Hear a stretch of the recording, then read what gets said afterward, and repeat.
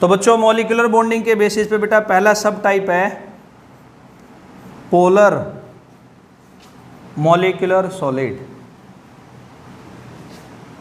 नाम लिखा मैंने पोलर। तो आप में से सब बच्चों ने पोलर वर्ड तो जरूर सुना होगा, पोलर, नॉन पोलर। पोलर का मतलब होता है बच्चों जहाँ पे दोनों चार्ज हो, पॉजिटिव भी और नेगेटिव भी। दुनिया में दो टाइप के चार्ज है, अगर बच्चों दोनों टाइप के चार्ज प्रेजेंट है तो उसको बोलते हैं पोलर। और बेटा कहीं नॉन पोलर लिखा जाए तो वहाँ चार्ज तो होगा लेकिन वो एक ही टाइप का होगा, यानी या तो पॉजिटिव पॉजिटिव होगा या बेटा क्या होगा, नेगेटिव नेगेटिव होगा। बात समझ रहे हैं?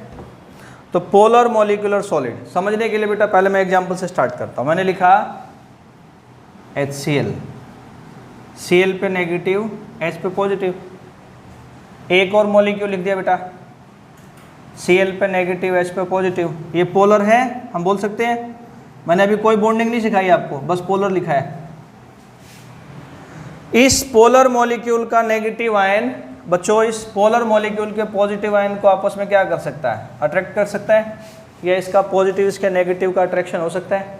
तो क्या बोलेंगे बेटा, पोलर मॉलिक्यूलर सॉलिड में क्या लगता है इनके बीच में आपस में बेटा, डाइपोल डाइपोल इंटरेक्शन। डाइपोल मतलब ये पोलर को बोलते हैं जहाँ दोनों चार्ज हो। एक डाइपोल का बेटा नेगेटिव आयन दूसरे के पॉजिटिव आयन को, या एक का पॉजिटिव आयन दूसरे के नेगेटिव आयन का क्या करता है बेटा, अट्रैक्शन करता है। इसको बोलते हैं हम डाइपोल डाइपोल इंटरेक्शन। आइए लाइन समझ। तो क्या बोलेंगे बेटा इस सॉलिड के अंदर, in this solid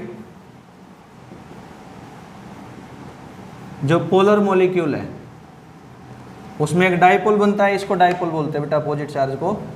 polar molecule forms a dipole and जो ये लगा force of attraction between opposite ions of, ये opposite ions of dipole is called, क्या बोलते हैं उसको,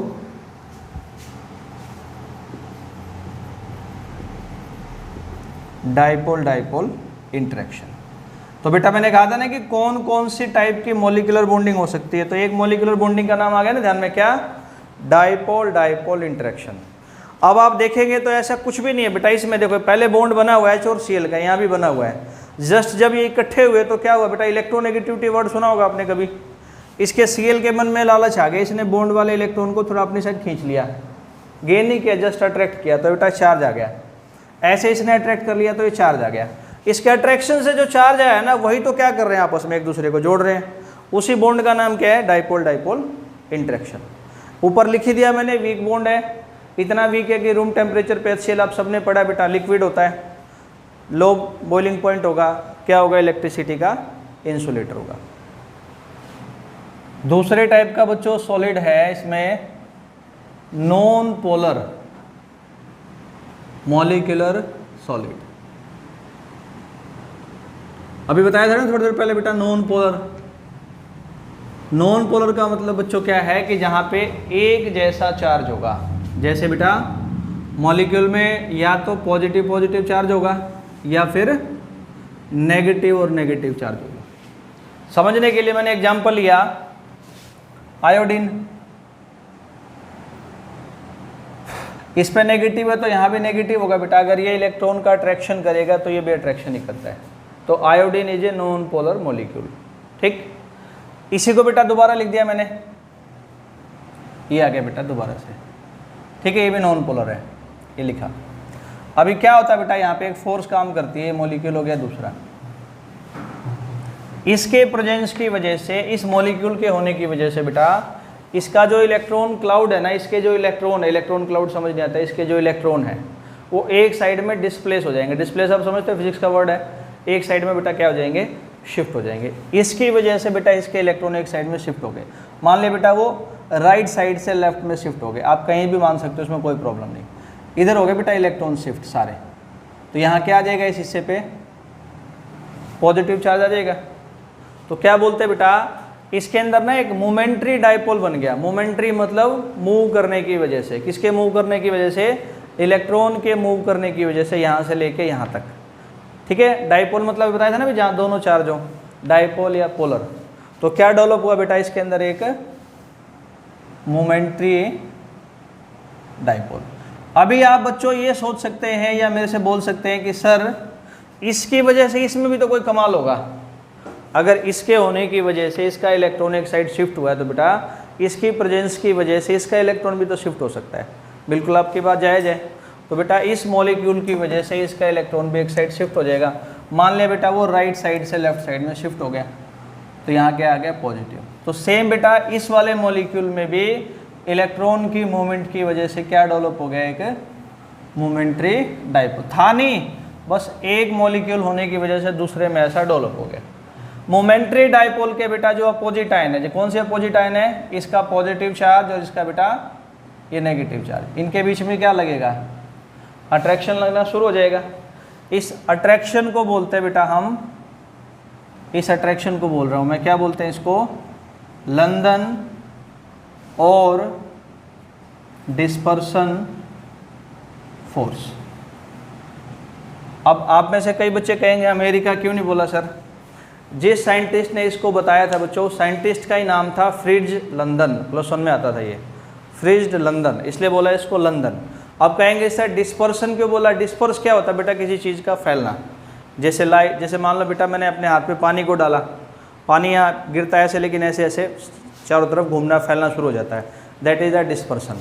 तो यहाँ क्या हुआ, एक तरह से इलेक्ट्रॉन फैला ना बेटा, यहाँ से यहाँ चला गया, यहाँ से यहाँ चला गया। तो इलेक्ट्रॉन जब एक साइड में फैला है, बिखरा है, उसके बाद अट्रैक्शन लगा, इसलिए बोलते हैं इसको डिस्पर्सन फोर्स।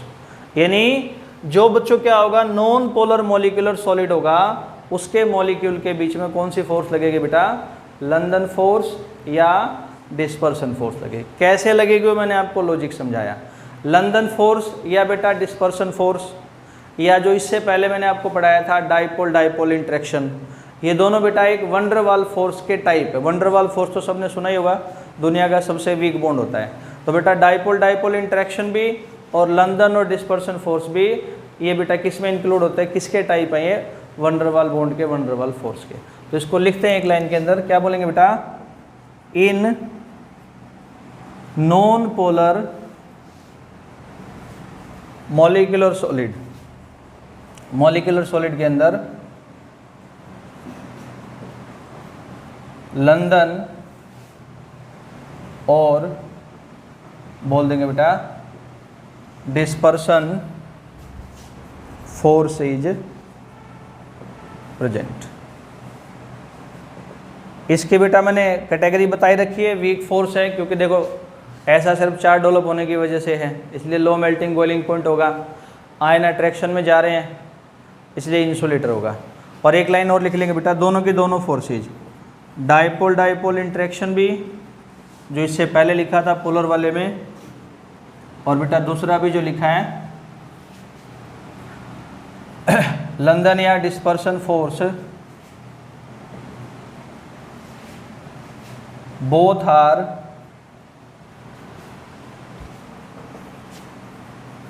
वैंडरवाल फोर्स या bond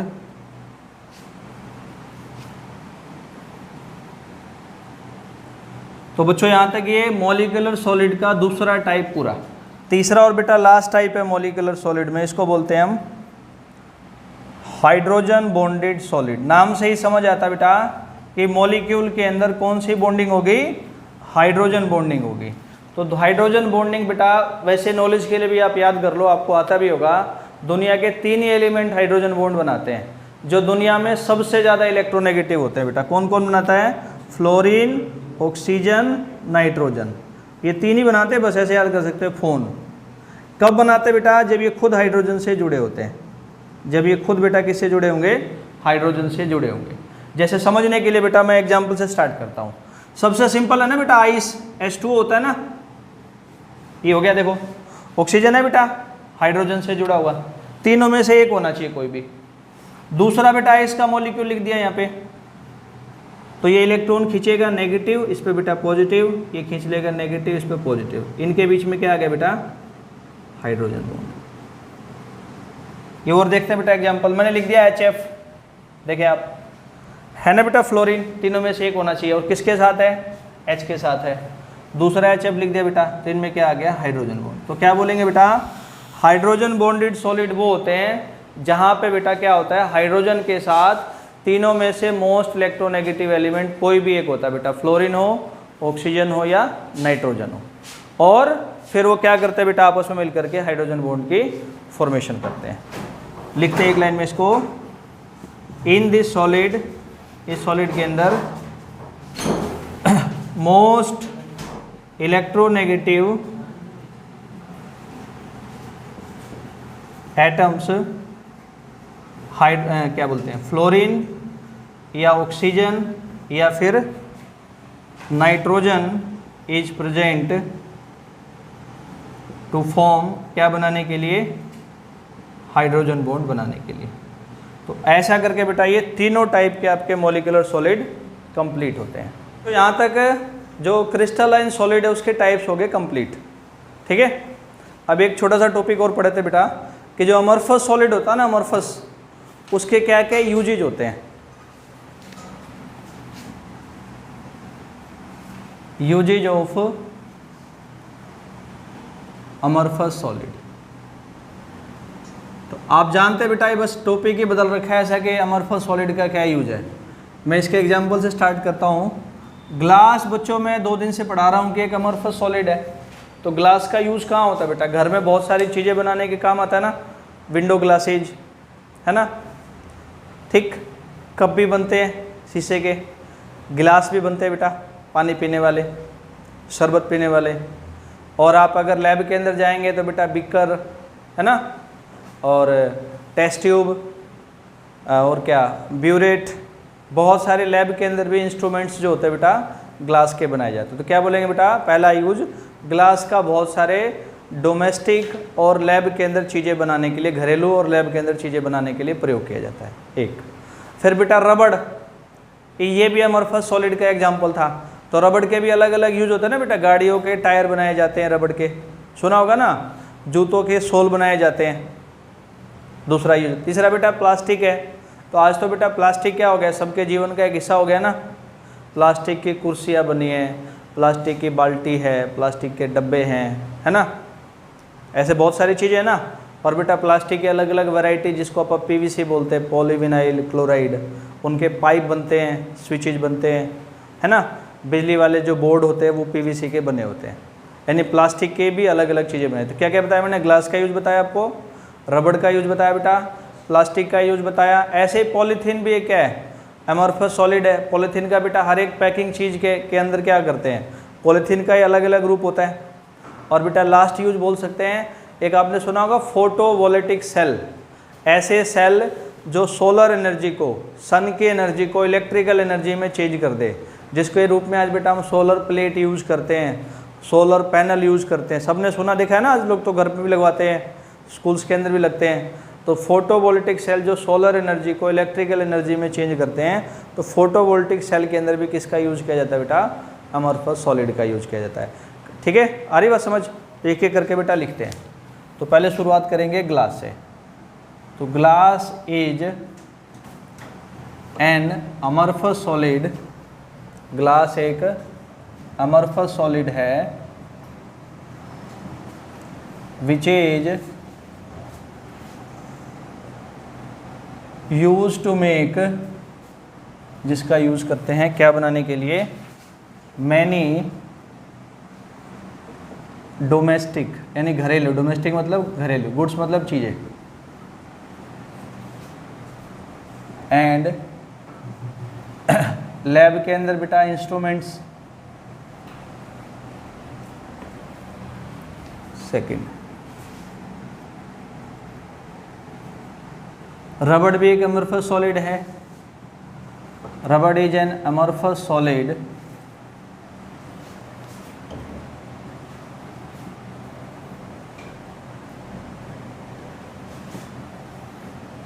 which is used to make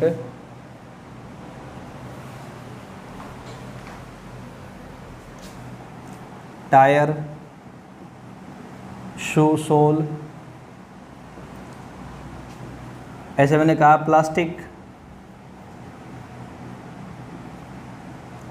is also an amorphous solid.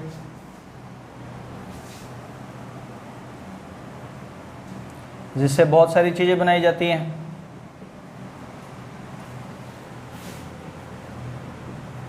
which is used to make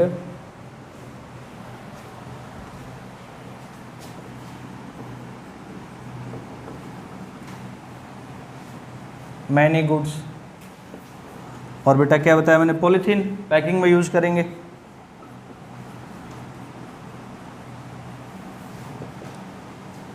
as packaging material.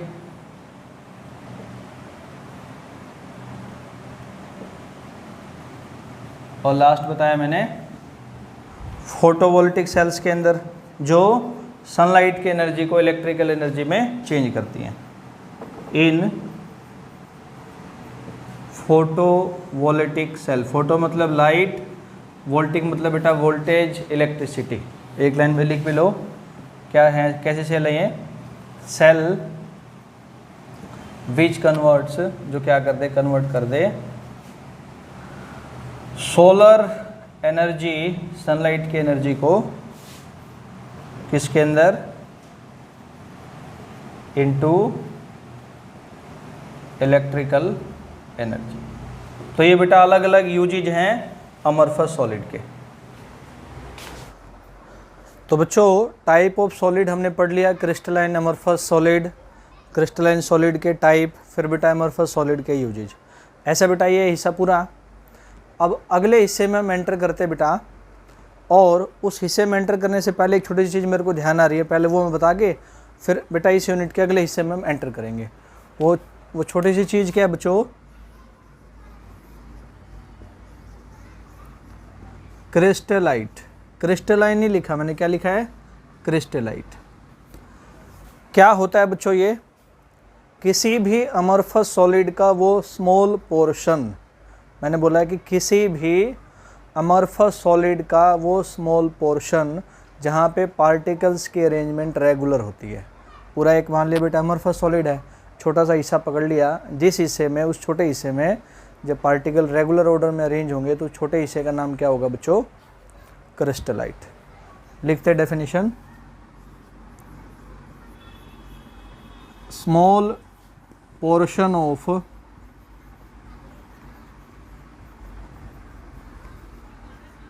amorphous solid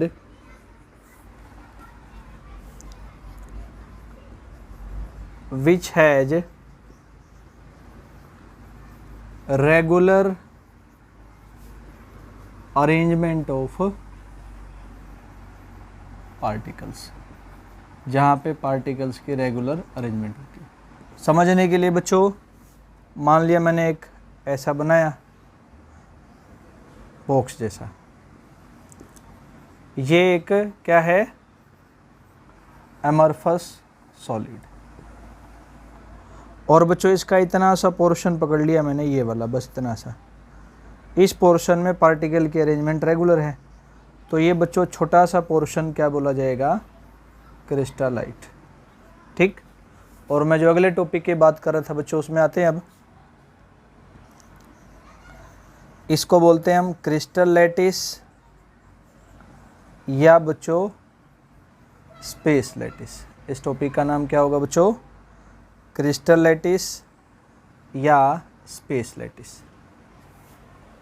है क्या ये, 3 dimensional arrangement of particles of solid. Solid बच्चों आपने पढ़ा atom का बना हो सकता है, आयन का बना हो सकता है, मॉलिक्यूल का बना हो सकता है। तो ये जो पार्टिकल हैं, एटम्स, आयंस या फिर मॉलिक्यूल्स, इनकी जो 3 डायमेंशन में अरेंजमेंट होती है बच्चों, उस अरेंजमेंट को क्या बोलते हैं हम, क्रिस्टल लैटिस या स्पेस लैटिस। तो लिखते हैं बेटा इसकी डेफिनेशन, 3 डायमेंशनल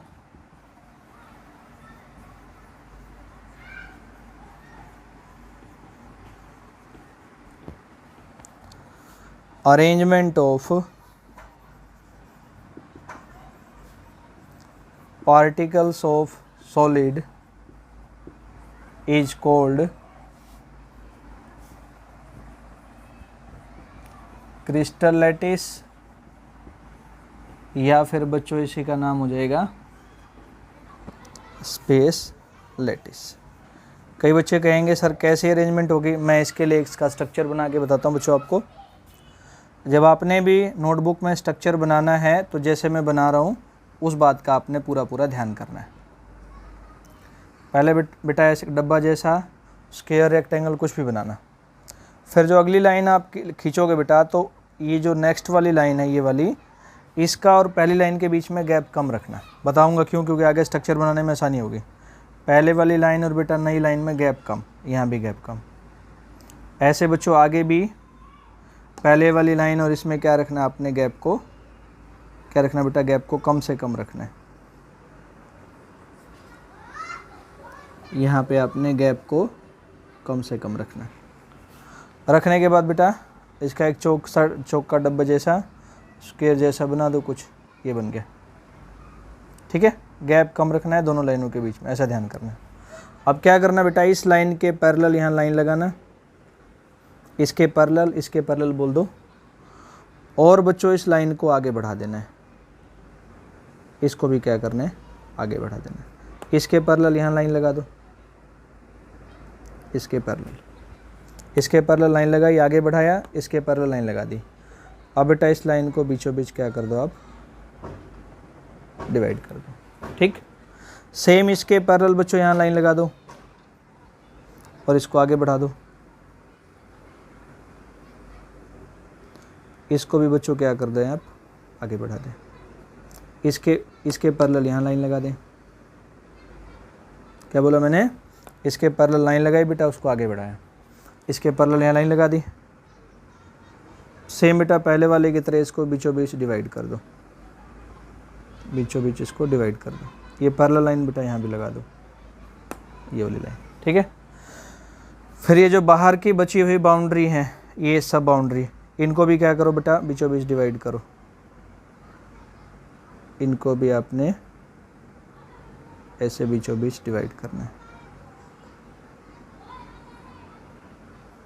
सबको ऐसे बीचों बीच डिवाइड करते हुए आगे बढ़ना।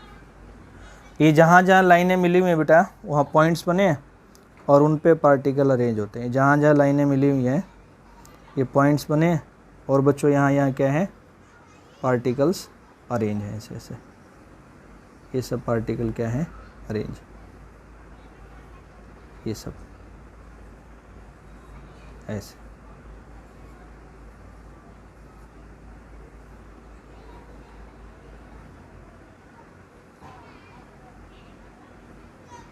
और ये जो पूरी अरेंजमेंट है बच्चों, इसी का नाम क्या है, क्रिस्टल लैटिस या स्पेस लैटिस। ठीक है, इस लैटिस की एक छोटी सी चीज़ मैं आपको और अलग से करके इसमें समझा देता हूँ, वो बता देता हूँ क्या है। वो देखें बच्चों, इसको ले लेते हैं,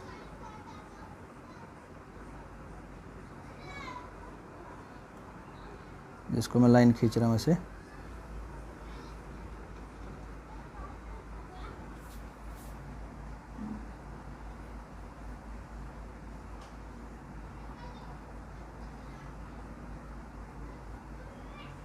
ये देखें, इस छोटी चीज़ को बोलते हैं बच्चों हम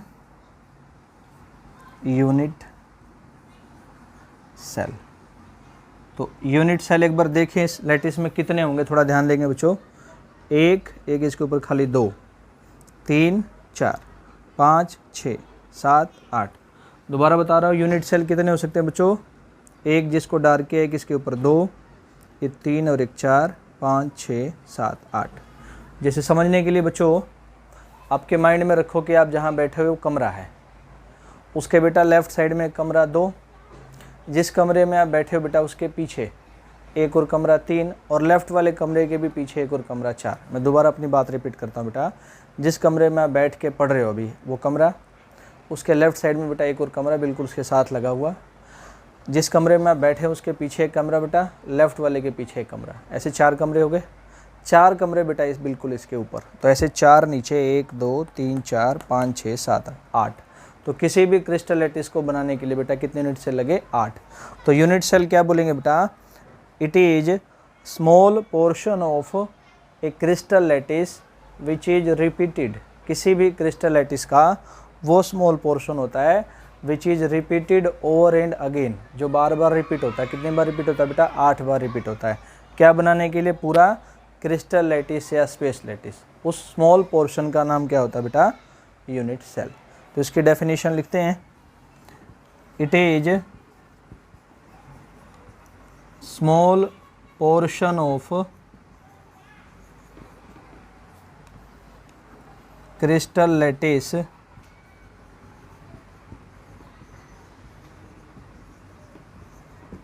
which is repeated over and again, बार बार क्या करने के लिए? टू फॉर्म कंप्लीट लैटिस, पूरा लैटिस बनाने के लिए। इसका स्ट्रक्चर बेटा आप अलग से भी बना के बता सकते हैं, मैं बना देता हूँ अलग से, ऐसे कुछ।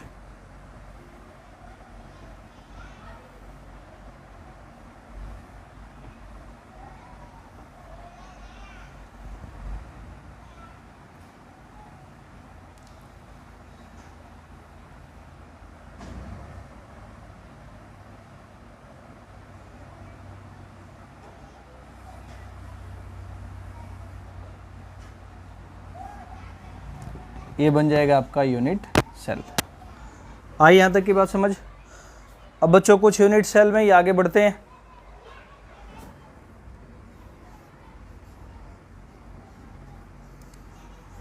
फिर अगली बात है बेटा यूनिट सेल पैरामीटर्स, यानी यूनिट सेल को बनाने वाले पैरामीटर्स, कंडीशंस, उससे जुड़ी हुई चीज़ें कौन कौन सी हैं। तो देखते हैं बेटा, जैसे आपने कोई यूनिट सेल बनाया बच्चों, ये बनाया,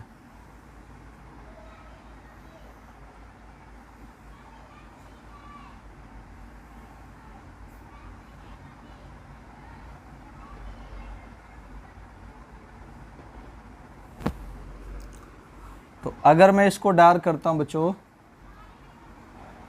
तो ये हाइट हो गई,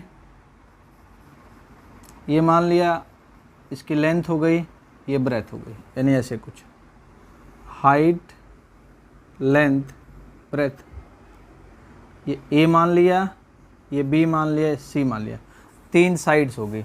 तो क्या बोलेंगे? किसी भी यूनिट सेल के अंदर 3 साइड्स, 3 लेंथ्स होती हैं जिनको हमने ए बी सी माना है। इनको बच्चों तीनों साइड्स को, तीनों लेंथ्स को हम एक्जियल लेंथ, ठीक है, या एज लेंथ बोलते हैं। एक्जियल लेंथ या एज लेंथ बोलते हैं। और बच्चों ये तीनों साइड्स किसी ना किसी एंगल पे अरेंज होंगी। जैसे इनके बीच में एंगल अल्फ़ा है, इनके बीच में एंगल मान लिया बीटा है, इनके बीच में एंगल गामा है। तो ये जो तीनों साइड्स हैं, तीनों लेंथ्स हैं, इनके बीच में जो एंगल्स हैं, इनको हम एक्सियल एंगल्स, एक्जियल एंगल्स बोलते हैं। तो कुल मिला के बेटा किसी भी यूनिट सेल को बनाने के 6 पैरामीटर्स हो गए, 3 उसकी लेंथ और 3 बेटा उनके बीच के एंगल, कुल मिला के 6 पैरामीटर्स। लिखते हैं इसको, there are 6 parameters of a unit cell, जिनमें से क्या क्या है बच्चों? 3 एक्सियल या एक्जियल, या जिसको बोलते हैं एज लेंथ भी, और 3 बेटा आपके एक्जियल एंगल्स। ठीक, अब इसी में थोड़ा आगे मूव करते हैं बच्चों। अब हम पढ़ेंगे types of cubic unit cell. Cubic मतलब बेटा जहाँ पे तीनों साइड इक्वल होगी, A equal to B equal to C, तीनों लेंथ बराबर होगी तभी तो क्यूब बनेगा। Types of cubic unit cell and contribution of particles to form them, और उस टाइप के यूनिट सेल को बनाने के लिए जो पार्टिकल्स हैं, एटम, आयन, मॉलिक्यूल, उसको बनाने में उनका क्या कंट्रीब्यूशन है, क्या रोल है। स्टार्ट करते हैं।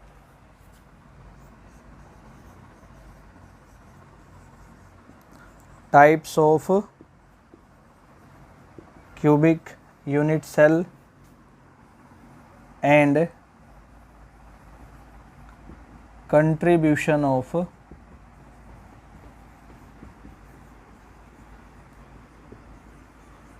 पार्टिकल्स इन दैम, उनको बनाने के लिए। तो बच्चों इसमें पहले टाइप का यूनिट सेल होता है सिंपल क्यूबिक, या इसी का दूसरा नाम होता है प्रिमिटिव यूनिट सेल। क्या नाम लिखा बच्चों मैंने? सिंपल क्यूबिक या प्रिमिटिव यूनिट सेल। नाम से ही समझ आता है सिंपल क्यूबिक, प्रिमिटिव पुराना। ऐसा यूनिट सेल बच्चों जिसमें पार्टिकल सिर्फ कॉर्नर्स पे प्रेजेंट होते हैं। क्या बोला मैंने? जिसमें पार्टिकल सिर्फ कॉर्नर्स पे प्रेजेंट होंगे उसको बोलते हैं हम प्रिमिटिव यूनिट सेल। इसको आप कैसे समझ सकते हैं कि इसमें कितने पार्टिकल होंगे, कितने कॉर्नर होंगे, पहले तो ये समझना, पार्टिकल बाद में समझ आएगा। बेटा अपने दिमाग में इमेजिनेशन करना है, पिक्चर बनाना है। आप जिस कमरे में बैठ के पढ़ रहे हैं उसमें कितने कॉर्नर है, काउंट करें आप, पहले नीचे शुरू हो जाएं। एक बेटा, आप जहाँ बैठे हैं अपने लेफ्ट हैंड को इधर करें, एक, राइट हैंड की साइड बेटा दो, बिल्कुल सामने लेफ्ट में तीन, बिल्कुल सामने राइट में चार। समझ आया क्या बोला मैंने? जिस कमरे में आप बैठ करके पढ़ रहे हैं वहाँ पे इमेजिनेशन करें। आपके बिल्कुल लेफ्ट में एक कॉर्नर, राइट में दो, सामने लेफ्ट तीन, सामने राइट चार। ऐसे बेटा सेम ऊपर, बिल्कुल आपके लेफ्ट साइड में ऊपर एक कॉर्नर, राइट साइड में ऊपर दूसरा कॉर्नर, सामने लेफ्ट साइड में ऊपर तीसरा कॉर्नर, सामने राइट साइड में ऊपर चौथा कॉर्नर। कुल मिला के 4 कॉर्नर नीचे, 4 कॉर्नर ऊपर। तो बेटा क्या बोलेंगे? इसमें 8 कॉर्नर होंगे और 8 कॉर्नर पे एक एक पार्टिकल, 8 पार्टिकल प्रेजेंट होते हैं। ऐसे यूनिट सेल को क्या बोलते हैं बच्चों? हम सिंपल क्यूबिक या primitive unit cell.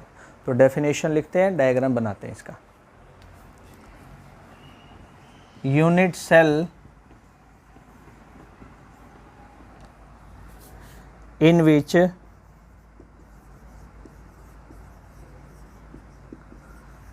particles are present सिर्फ कॉर्नर पे, only at corners is called, corner पे है तो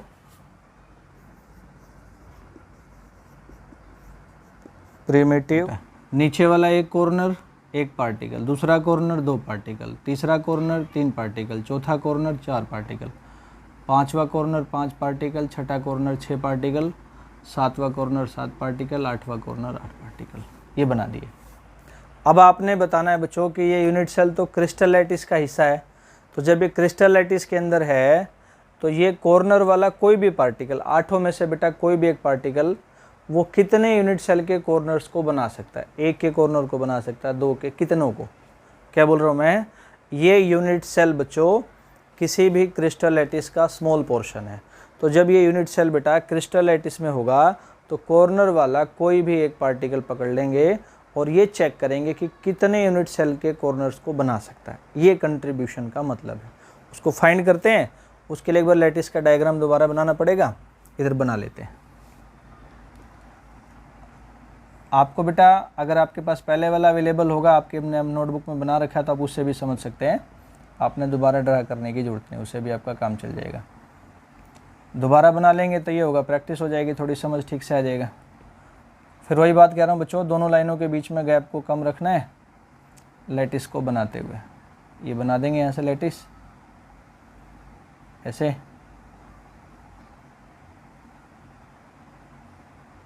इसको डिवाइड कर दिया।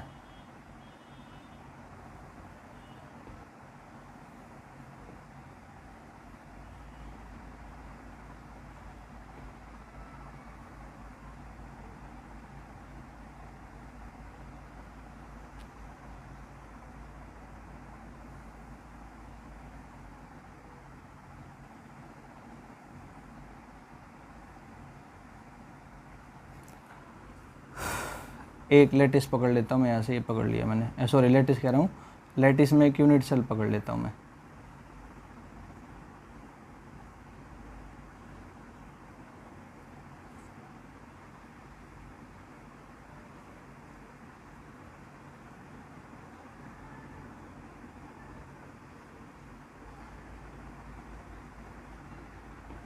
देखें, इसके बच्चों 8 कॉर्नर बना देते हैं, 1 2 3 4, ठीक है, समझ रहे हैं आप। 5 6 7 8, 1 2 3 4 5 6 7 8। एक किसी पार्टिकल को पकड़ते हैं बेटा, कॉर्नर वाले को, देखो इसको पकड़ते हैं बेटा, इसको देखो, ये पार्टिकल आपने चेक करना है कितने यूनिट सेल के कॉर्नर्स को बना रहा है। जिस पे मैंने लाइनिंग खींची उसको बना ही रहा है, उसका कॉर्नर है ही। इस ऊपर वाले का भी कॉर्नर है जो इसके बिल्कुल ऊपर है। ये जो जहाँ मैं मार्कर रख रहा हूँ इसका भी कॉर्नर है, इसके ऊपर वाले का भी कॉर्नर है। 4 हो गए, 1 2 3 4। ये देखे बेटा, ये ऊपर वाला यूनिट सेल जहाँ मार्कर घुमा रहा हूँ इसका कॉर्नर आ रहा है, इससे ऊपर वाले का कॉर्नर भी आ रहा है 6, इसका कॉर्नर आ रहा है 7, इससे ऊपर वाले का कॉर्नर भी आ रहा है 8। तो क्या बोलेंगे बच्चों, 4 हो गए थे ना बेटा, इसका कॉर्नर 5, इससे ऊपर वाले का 6, इस पतले वाले का 7, इसका और 8। तो एक पार्टिकल जो कॉर्नर पे है एक बार में 8 यूनिट सेल के कॉर्नर्स को बना रहा है। अकेला पार्टिकल 8 यूनिट सेल के कॉर्नर को बना रहा है, यानी एक आदमी 8 चीज़ों को बना रहा है। तो 8 में उसका हिस्सा कितना आएगा बेटा, 1/8 1/8 1/8। पहले इस बात को लिखते हैं, तो यहाँ लिखेंगे बच्चों 1 पार्टिकल ऑफ कॉर्नर, कॉर्नर का क्या करता है, फॉर्म्स बनाता है कितने यूनिट सेल को, 8 यूनिट सेल्स को। इसलिए बेटा उसकी कंट्रीब्यूशन क्या है, सो इट्स कंट्रीब्यूशन इज, हर एक में रोल क्या होगा, एक चीज़ 8 में डिवाइड होगी तो 1/8। तो अभी बच्चों आपने सिर्फ एक पार्टिकल का बताया, कॉर्नर वाले का। ऐसे ऐसे 8 पार्टिकल हैं, सबका ऐसे ही कंट्रीब्यूशन होगा। एक का पता है तो 8 का कैसे निकालेंगे, क्या लिख लेंगे, इन द सेम वे, इसी तरीके से